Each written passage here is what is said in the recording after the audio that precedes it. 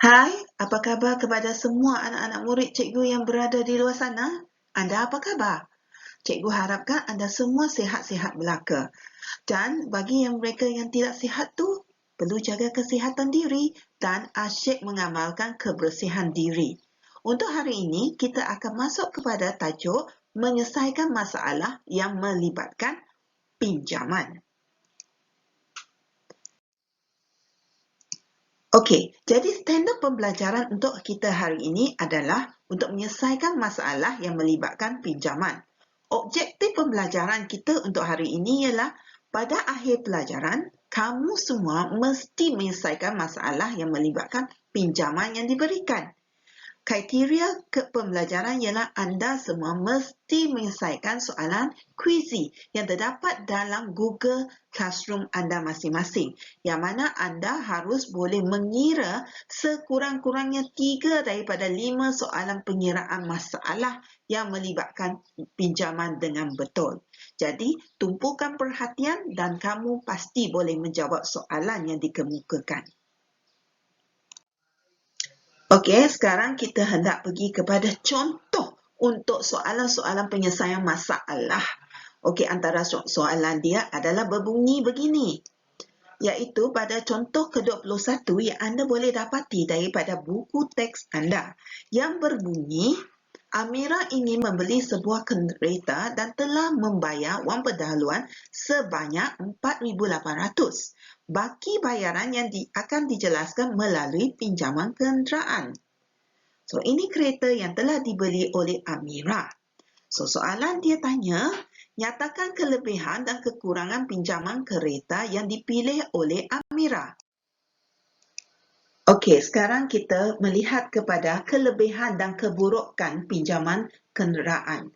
So, dari sini ada beberapa kelebihan dan keburukan pinjaman kenderaan. Antara kelebihannya adalah bayar balik pinjaman kenderaan secara ansuran bulanan membolehkan Amira membeli kereta tersebut, yang mana dia tidak akan dibebani dengan hutang yang banyak. Dan dia juga tidak perlu membayar sekaligus dengan tunai. Manakala, untuk keburukannya ialah kereta boleh ditarik balik jika tidak menjelaskan bayaran ansuran tepat pada masa yang ditetapkan. Dan yang kedua ialah jumlah bayaran balik adalah lebih tinggi. Itu adalah bahayanya kalau kita melakukan pinjaman kenderaan. Jadi di sini dia boleh membantu kita untuk meringankan beban kita untuk membayar kenderaan tersebut. Tetapi keburukannya kalau kita lewat membayar, mereka boleh tarik balik kereta anda. Okey, sekarang kita pergi kepada contoh 22 yang mengisahkan tentang Encik Vincent, iaitu seorang guru yang mempunyai pendapatan bulanan sebanyak 2,800. Beliau membuat keputusan untuk membeli sebuah kereta baru untuk berulang-alik dari rumah ke tempat kerjanya. Beliau menghubungi 2 buah bank untuk mendapatkan pinjaman sebanyak 40,000. Selain itu, setiap bulan beliau juga memerlukan 1,500 untuk menampung perbelanjaan lain. Okey, berikut ialah pakej pinjaman yang ditawarkan oleh 2 bank kepada Encik Vincent. Kita ada 2 bank, iaitu Bank A dan Bank B. Bank A dan Bank B menawarkan jumlah pinjaman sebanyak 40,000 kerana Encik Vincent memerlukan 40,000 tersebut untuk membeli kereta. Jadi, tempoh bayaran untuk Bank A adalah 9 tahun, manakala untuk Bank B adalah 6 tahun. Kadar faedah yang ditawarkan oleh Bank A adalah 4.5%, manakala untuk Bank B adalah 5% sahaja. Penjamin tidak diperlukan oleh Bank A, manakala penjamin diperlukan untuk Bank B. Okey, kemukakan cadangan kepada Encik Vincent, bank manakah yang sesuai dipilih untuk pinjaman keretanya? Nyatakan alasan anda. Jadi dekat sini pada pendapat anda, pelajar-pelajar sekalian, yang manakah yang kamu akan cadangkan kepada Encik Vincent? Adakah Bank A ataupun Bank B? Okey, macam mana Encik Vincent nak menentukan bank yang mana lebih sesuai? Mari kita bantu Encik Vincent tersebut. Okey, terdapat beberapa langkah yang kamu perlu fikir dan kamu perlu atur untuk menentukan jawapan untuk soalan tersebut. Langkah yang pertama adalah kita mesti memahami masalah. Kita mesti baca soalan itu betul-betul. So dekat sini, jumlah ansuran bulanan yang perlu dibayar oleh Encik Vincent dengan syarat tidak membebankan dia. Daripada memahami masalah, baru kita mencari apa kehendak soalan tersebut. Itu adalah langkah yang kedua. Jadi kita mula merancang strategi. Macam mana kita merancang strategi? Kita tengok kepada soalan yang dikemukakan. Apa yang dikehendaki. Jadi dekat sini kita akan menghitung faedah bulanan dia dan yang seterusnya kita menghitung ansuran bulanan yang perlu dibayar. Okey, mari kita lihat kepada langkah yang seterusnya iaitu melaksanakan strategi. So, yang pertama yang kita perlu cari ialah kita perlu mencari balik jumlah bayaran balik yang perlu dibayar kepada bank A. So, di sini kita ada formula yang telah diberikan semalam iaitu A sama dengan P tambah PRT. Jadi di sini kita perlu untuk mencari berapa jumlah bayaran dia balik menggunakan formula ini. Jadi di sini dia telah meminjam 40,000. Maka untuk mencari faedah dia, kita mesti darabkan dengan 4.5% darab dengan 9 tahun. Jadi jumlah bayaran balik selepas kita kira iaitu 40,000 tambah 16,200, dia telah menjadi RM56,200.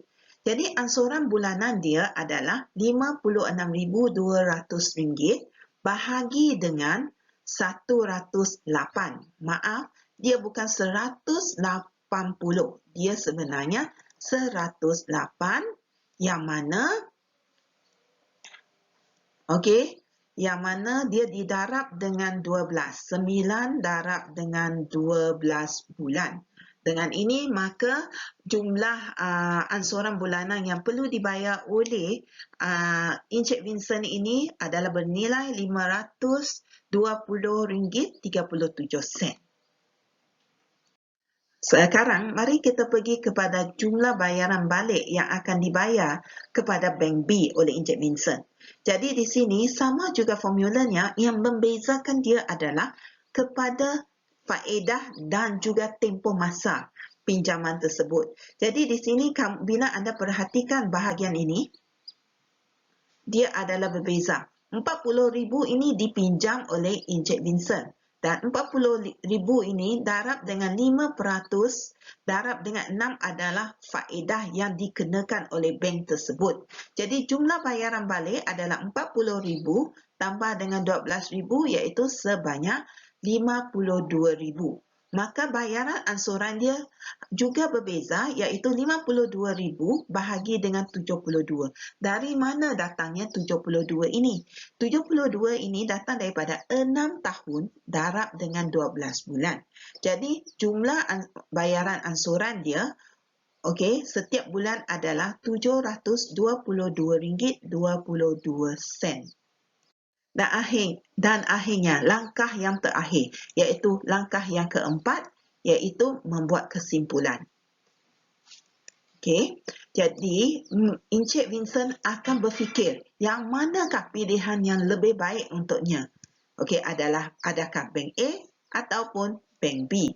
So, Encik Vincent telah membuat keputusan bahawa dia memilih Bank A. Sebabnya Bank A mengenakan faedah yang lebih rendah. Berapa faedah tadi?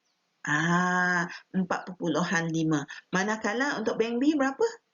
5. Jadi dekat sini dia memilih Bank A tersebut bergantung kepada faedah yang ditawarkan. Namun tempoh bayaran yang berlainan menyebabkan amount faedah yang dibayar agak berbeza. Dan kita tengok kepada tempoh masa untuk Bank A berapa tahun? 9 tahun, manakala untuk Bank B 6 tahun. Jadi di sini dia ada perbezaan yang ketara dan ini boleh membantu dia meringankan beban untuk membeli sebuah kenderaan. So oleh itu Encik Vincent boleh juga memilih Bank B kalau dia nak tempoh masa yang lebih cepat. Ini bergantung kepada dia sendiri. Sama ada dia nak membayar dengan jumlah wang yang sedikit tetapi tempoh masa yang panjang atau wang membayar dengan amount yang tinggi tetapi dalam tempoh masa yang pendek. Itu pilihan yang akan dibuat oleh Encik Vincent itu sendiri. Sebelum cikgu mengakhiri pelajaran hari ini, anda semua dinasihatkan untuk kurangkan risiko jangkitan COVID-19 dan sentiasa update dan sentiasa ambil tahu apa yang berlaku di sekeliling anda, pengurusan kes-kes positif COVID-19, macam mana caranya, dan juga hentikan jaringan virus COVID-19 dengan stay at home.